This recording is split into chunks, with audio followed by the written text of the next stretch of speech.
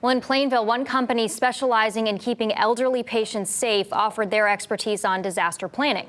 They spoke about the incident with Fox 61's Jim Altman.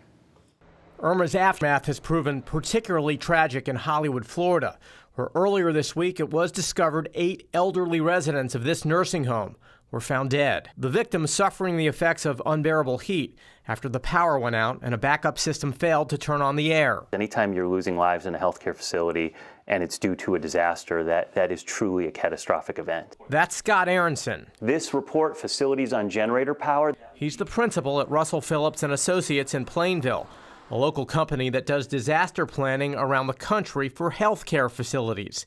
He won't point fingers, but looks at this tragedy with a critical eye. During a disaster, things happen.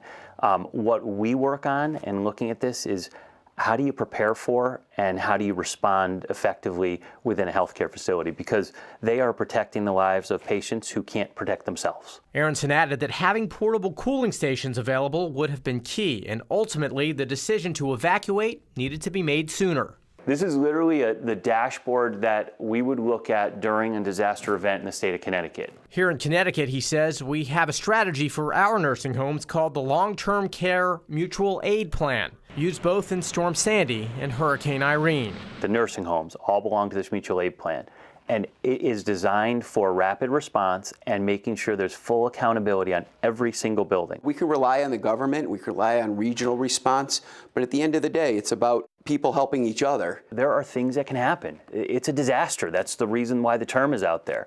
And the best we can do is plan for it, train for it, exercise for it, and be ready when it goes on. In Plainville, Jim Altman, Fox 61 News.